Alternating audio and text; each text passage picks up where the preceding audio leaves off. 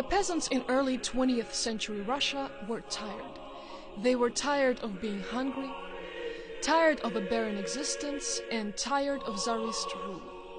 Industrialization was finally taken hold in the empire, and workers questioned the wisdom of heavy-handed imperialism.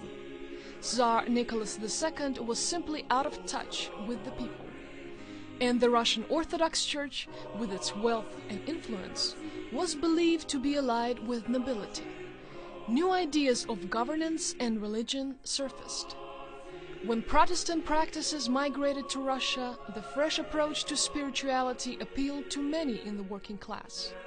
The Tsar bowed to mounting pressure and allowed these congregations to exist legally. So, as the Wright brothers were reaching new heights in America, Methodism was taking flight in the Russian Empire. Congregations large and small welcomed the basic Methodist principles of ministering to the whole person, unifying faith and works, and simplifying a relationship with God. In pockets throughout the massive empire, Methodist congregations grew, some numbered in the thousands. Social programs included schools, orphanages, and clinics. And in times of need, Methodists responded with action and compassion. But after the Bolshevik Revolution of 1917 and the subsequent birth of communism within the empire, citizens were called upon to place their faith in government instead of God. The reformers shuttered nearly every church, property was confiscated, and clergy and believers alike were ruthlessly persecuted. Within Russia, the Methodist Church did not survive the decades of atheistic communism, and in the surrounding Soviet states, it was but a whisper. In the late 1980s, communism was disintegrating. Protestant congregations began to prosper again. United Methodists from Europe and North America responded with enthusiasm, welcoming their new brothers and sisters in Christ.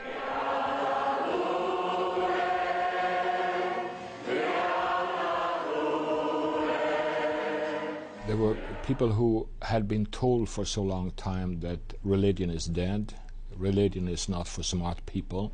There was a whole new generation that all of a sudden were allowed to accept their own feelings and their curiosity. Maybe there is something, maybe there is relevance in the religion.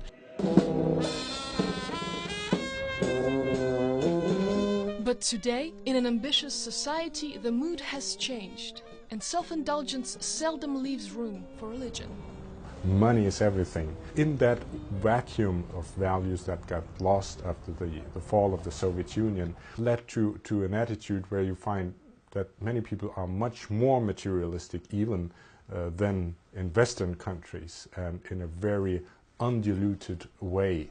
While most citizens claim to be Russian Orthodox, only a small percentage attend church regularly.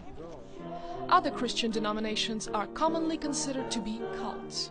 There is a lot of suspicion against everything that is not Orthodox and traditional Russian. And it takes time to build trust. That trust builds one relationship at a time. Here in St. Petersburg, a United Methodist-supported after-school program provides a welcoming place for children whose parents seem to show more love for drugs and alcohol than they do towards their own offspring. The children would rather live in the streets than go home. One boy even said, "You are probably feeding us to get our organs for transplant. It is impossible that you simply love us." Volunteers and staff of this program nourish the children in every way possible.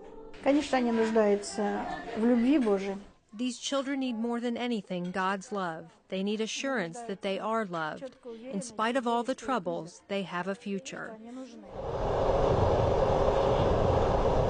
About 400 miles from Moscow, and a full day's train trip, is an area called the Red Belt, where citizens yearn for the old days of communism. In a city of about 1 million, the church is nestled in an impoverished neighborhood, rife with alcoholism and thick with suspicion.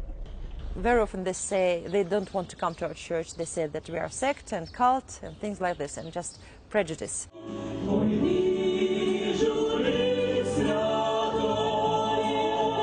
But despite the challenges, the church is growing.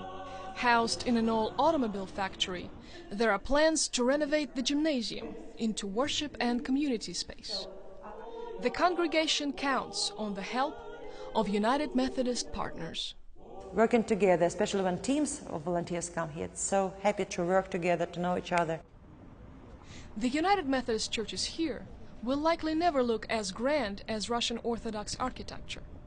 Many congregations worship in simple house churches, like this Khrushchev-era apartment, In this old house, they have a lot of secrets. or this pre-World War II home. But they dream, because a worship building legitimizes congregations in the eyes of many. Там будет лестница вверх. Downstairs we will have a fellowship hall, and upstairs will be a sanctuary. On the roof will be a big cross. There is also strength in numbers, as Protestant denominations in Russia work together for the common goal of bringing people to Christ. One successful effort is a summer camp. Hundreds of youth come, many of whom have never experienced spiritual celebration. Southeast of Moscow is Samara, a city of over 3 million, and the home of St. George United Methodist. Young people here have embraced the church.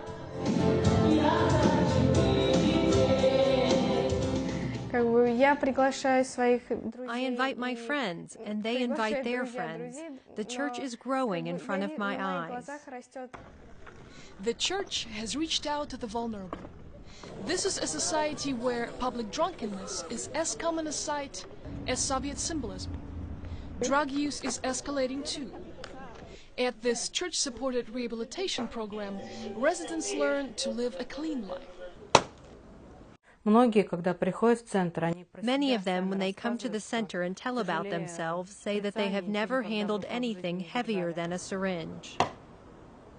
There is great faith in the future of the church. You need to take time to listen. И душепопечительство потребует времени. Whether it is a belief in the future leaders at the United Methodist Theological Seminary in Moscow, or the congregations that struggle towards their goals one member at a time. When a young Russian pastor addressed the 2008 General Conference of the United Methodist Church, she expressed the need for the global church to remember the struggles of her countrymen in the past, the present, and as they forge into the future. This is especially true for the country which rejected God for 70 years and formed people's way of thinking on atheism. It takes time to develop good role models which are accepted in the community. From the light of its early years into the darkness of repression, the United Methodist Church of Eurasia now finds itself emerging into light once again. We are called to celebrate the faithfulness of our brothers and sisters there through our prayers, presence, gifts, and service, and to witness to God's glorious action throughout Eurasia.